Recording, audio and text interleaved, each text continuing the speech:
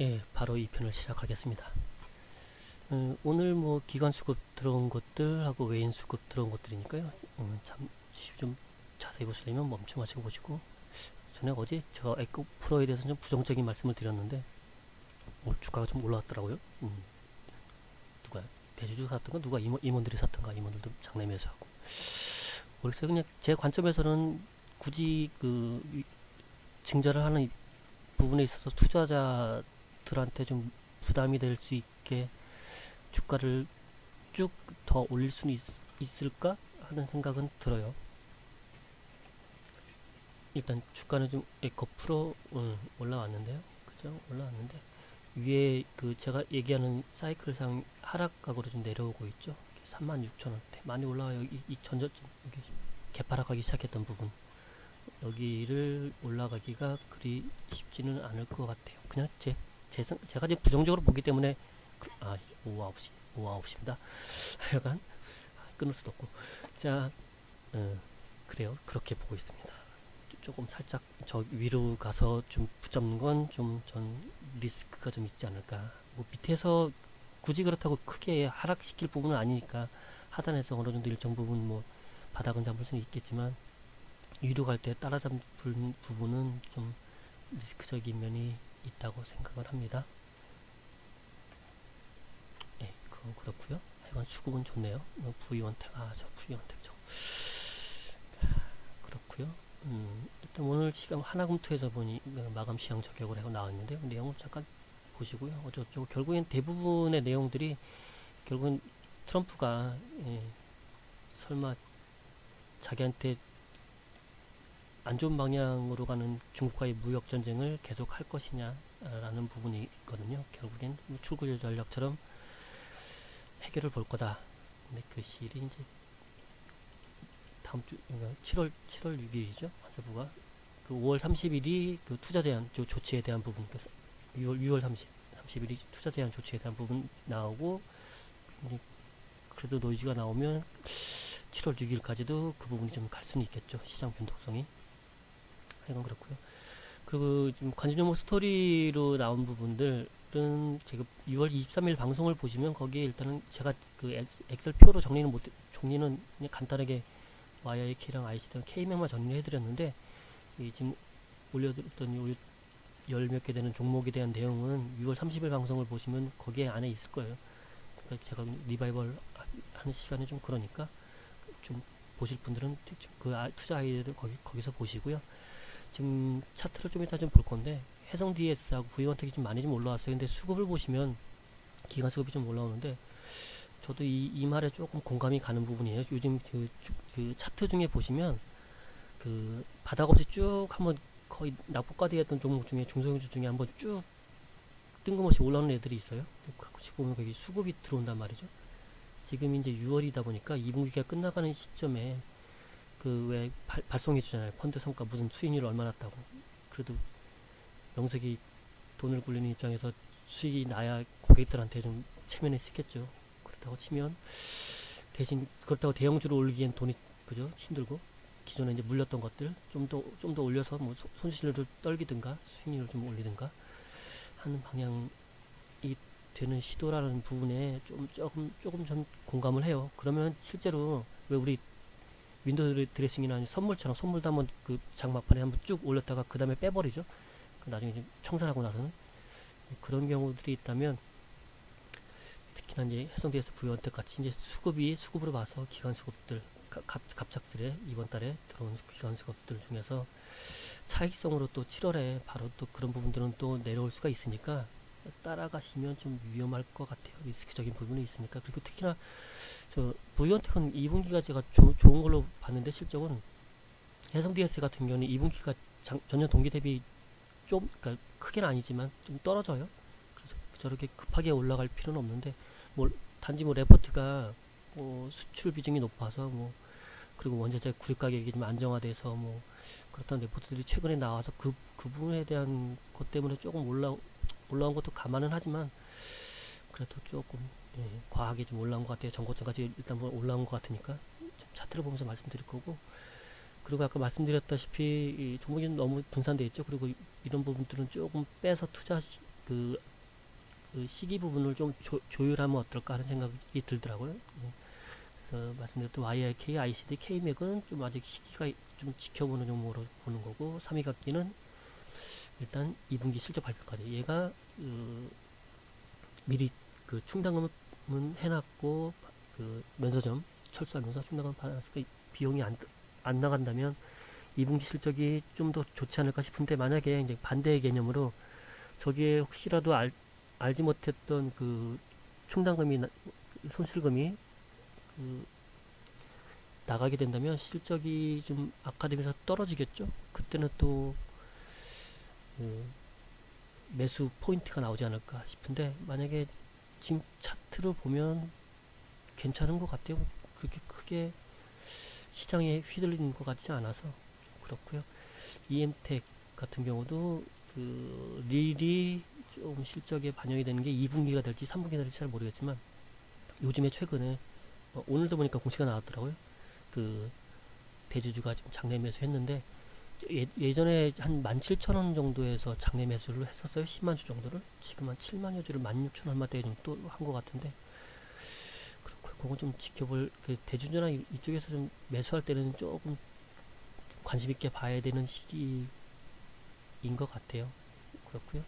해성DS 같은 경우는 말씀드렸다시피 2분기 실적이 전년동 대비 좀 좋지 않아요. 저는 원래는 그래서 실적 발표할 때 혹시라도 또 실적이 전년동 대비 안 좋다는 소식에 실망 매물이 나올 때 그때는 좀 볼까 하던 종목이었거든요. 3분기가 좋아지니까 뭐 그것도 뭐 예상이긴 하지만 일단은 지금 예상상으로는 그렇고, 마이크로 프렌드 같은 경우는 며칠 전에 그 레포트 나온 거 봐서는 뭐 16억 정도 2분기에 되는데 소소하죠. 소소하고, 그 하반기 그리고 뭐 연말 가면서 중국 YMTC 쪽이나 그쪽이 모멘텀이 좀 그때는 좀 받아야 되지 않나 하는 생각을 해요. 지금은 조금 그런 부분들이 아직 미적미적 되는데, 그렇다 치면 지금은 아직 저점을 잡는 모습이 좀 애매하고요. 그러면 2분기 실적 발표쯤에 발표하고 나서 주가 흐름이 턴하는지를 좀 체크하면서 그때쯤 그 한번 보는 타이밍이 나오지 않을까 생각하고 있습니다. 그래서 하나, 둘, 셋, 넷, 다섯, 여섯, 일곱 종목만 일단 그 관심 종목 스토리에 남기도록 하겠습니다. 다른 종목들은 이제 이 종목들이 있었던 애들이 다시 들어올 수도 있고요. 몇 개는 좀 야스 같은 경우는 아직 LG 디스플레이의 그 공장 승인 허가가 떨어지면 한번 이 야스 같은 종목들 한번 보시면 어떨까 싶어요.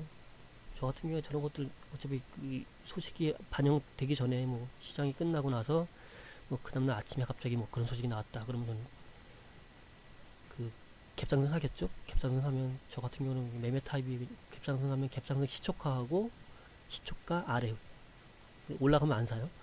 시초가 올라가면 뭐 복불복이죠. 올라가면 그냥 샀던 거 그냥 수익 분할 수익 하는 차원이고, 좀 더 많이 생각보다 많이 올라가면, 그리고 내려오면 조금씩 그뭐 마이너스 3% 마이너스 5%. 근데 웬만하면 그 호재성 유주들 같은 경우는 시가 대비 한 마이너스 3% 정도 이상 빠지면 조금 위험한 경우들이 있더라고요. 그래서 저 같은 경우는 마이너스 3% 정도까지 보고 매수를 했다가 시가 돌파할 때 그냥 단기 매매로 수익 실현 뭐 그런 관점으로도 보기도 하거든요. 하여간 이 정도 보시고요. 차트를 보면서 좀 말씀을 좀 드리겠습니다. 자, 일단 코스피 차트고요. 코스피 일단 장중에는 제가 좀 일이 있어서 어제 좀 나갔다 왔는데 일부러 장중에 좀 많이 좀 힘들다가 많이 좀 일단은 좀 잘 버티고 올라왔어요. 일단 뭐 단기적인 거라서 아직까지 바닥을 잡을지 어떨지 모르겠지만 일단은 뭐 저점을 좀 지켜준 모습이고요. 지금에 있어서 큰 흐름을 좀 보기는 좀 힘들고요. 좀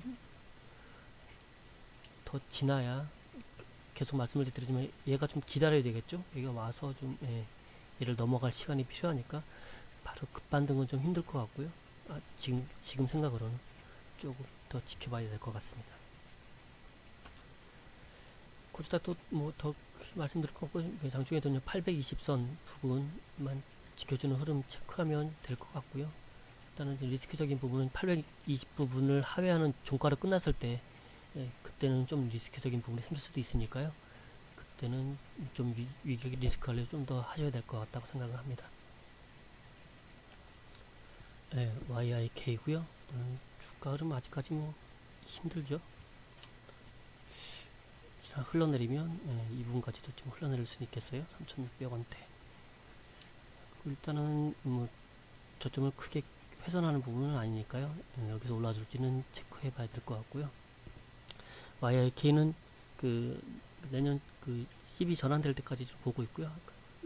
그 내용을 23일 날 걸 보시면 아시겠지만 그 일단 단기적인 그 모멘텀으로는 그 교환사채가 즉시 전환 가능한 교환사채를 발행했는데 그게 5,770원이죠. 70원이고 얘 같은 경우는 지금 4,700원인가?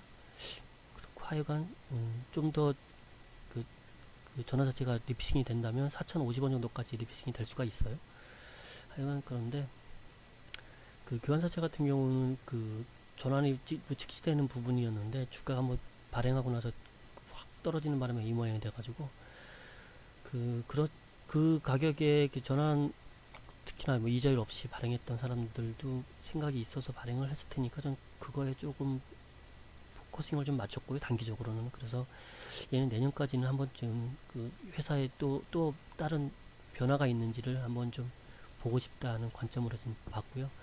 만약에 얘가 지금 얘는 근데 실적 같은 경우는 다른 애들은 뭐 실적이 나올지 안 나올지 긴가민가지만 얘 같은 경우 삼성전자 수주공시죠. 대규모 수주공시를 한번 떴고요. 그게 어차피 수주잔고로 나오는 부분이라 2분기 실적이 크게 미스되는 부분은 없을 거라 생각을 해요. 그래서 일단은 그 수주잔고로 따지면 2분기가 피크고 그리고 이제 저 투자받은 돈 가지고 뭔가를 해서 좀 더 회사를 키운다면 추가 상승에 대한 모멘텀이 있지 않을까. 그래서 내년까지는 좀 지속적으로 그 투자 아이디어가 훼손되지 않는 한 내년까지 좀 볼까 하고 있습니다. ICD고요. 뭐 다른 건 없고요. 얘도 뭐 그 전환사채 부분이 있고 특히나 그 지금 시기상으로 그 전환사채 그 이자 없이 발행한 돈을 빌려줬던 측에서 조기 상환권을 그 돈 빌려준 걸 갚아라 할 수 있는 청구 기한이 10월 1일부터 시작을 해요. 그렇다면 저는 일단은 10월 1일 즈음 주가가 어디 있는지 보고 지금보다 주가가 더 내려가거나 한다고 치면 만약 만원대 이하로 아직 그때까지 훼손이 된다면 그럼 투자 아이디어가 좀 훼손된다는 그 차원으로 좀 보고 싶고요. 일단은 단기적으로는 10월 초까지 주가 흐름을 좀 보면서 제 투자 아이디어가 맞아가는지 좀 확인하고 싶은 종목입니다. K맥이고요. 이것도 지금 그 전환할 게 좀 조금 남아 있는데 말씀드렸다시피 이것도 150억 그 CB를 발행해서 그 중에 한 20억이 HB 테크놀로지 관계사죠. 대주주 관계사에 있는 HB 테크놀로지가 13,100원에 전환을 했어요. 이미 그 CB를 전환을 했고 20억 나머지 이제 130억 정도가 남아 있는데 그 가격이 전환할 수 있는 가격이 13,100원이에요. 그러려면 일단은 뭐 전환을 해주려면 그렇고 실적이 2분 작년에 또 안 좋았어요. 또 털었던 부분도 있고 이제 이번에 실적이 2분기를 좀 보고 일단은 단기적으로는 2분기 실적을 보고 그다음 이 투자 아이디어가 계속 유효한지를 좀 체크해 보려고 하고요. 일단은 기본적인 생각엔 2분기 실적이 잘 나온다는 전제하에 투자 아이디어를 생각했던 거니까 일단 2분기 실적 발표 때까지는 좀 주가 흐름을 좀 보고 싶은 종목입니다. 3위가기고요. 뭐 내용은 일단 계속 또 리바이벌을 했는데 23일날 방송을 좀 보시고요. 저점 부분 2,200원 깨지지 않는 선에서는 차트 흐름상으로는 괜찮아 보여요. EM택이고요. 말씀드렸다시피 지금 대주주가 매수했던 가격들 지금 부근이죠. 지금 차트가 좀 긴가민가한 자리인데 일단은 그 2분기 실적 얘도 일단은 2분기 실적 부분을 조금 기대는 하고 있는데요. 그 기대에 부응해서 주가가 좀 올라가는지 그때까지 좀 기다려 봐야 될 것 같습니다. 해성 DS고요. 주가가 그죠? 전고점까지 쭉 올라왔어요. 남들 지금 시장 안 좋을 때 수급 보시면 이해가 되실 거예요. 아까 얘기했듯이 그런 부분이 좀 있어서 저는 얘는 지금은 좀 이제 좀 위태위태하잖아요. 뭐 6월 말까지는 뭐 그저 올라가는 것보다는 뭐 횡보라든가 그 추가 하락보다는 이게 좀 더디게 횡보라든가 하는 부분이 있을 수는 있겠지만 7월에 대한 부담감이 좀 있고요. 그리고 2분기 실적에 대한 좀 부담감이 좀 있어요. 이 정도 올라온 상태에서 남들이 보기에도 실적에 대한 기대감도 좀 있을 수 있지 않을까. 그리고 레포트 상으로도 좀 그런 부분들을 좀 부각시켜 놔가지고 수출 기업이기 때문에 워낙 약세 부분에 있어서 좀 수혜를 입을 것 같다라는 부분들이 있어서 실제로 그거의 그 눈높이가 조금 높아진 상태에서 그 눈높이에 해당하는 실적이 안 나온다면 또 좀 주가 하락이 좀 나올 수 있을 것 같습니다. 예, 마이크로 프렌드고요. 주가가 참 많이 밀렸죠. 많이 밀렸고 아직까지 2분기 실적 가지고도 좀 모멘텀은 좀 없어요. 2분기 실적 마무리되면서 그러면서 혹시나 이제 하반기에 대한 기대감으로 주가가 한번 턴을 한다면 시장이 그 부분을 좀 인정을 해주고 턴을 한다면 그때쯤 이제 봐야 되는 타이밍을 나오지 않을까 지금 그렇게 생각하고 있습니다. 예, 이상으로 오늘 2부 방송을 마치고요. 예, 제가 지금 일단은 오늘 좀 길어졌는데 간략간략하게 저도 부담이 안 되고 보시는 분들도 좀 보기에 좀 시간적인 부분으로 좀 부담이 안 되게 좀 작성을 할 거고 대신 그렇게 할 수 있는 부분은 좀 보시기에 불편할 정도로 자료 수집이나 이런 부분들이 좀 보시기 편하게 하려면 저도 좀 시간이 걸리니까 그냥 툭툭 던지는 좀 수기식이나 툭 던지는 식으로 자료를 정리할 수도 있으니까요. 그 부분은 좀 양해를 부탁드리고요. 네, 잘 쉬시고 내일 뵙겠습니다.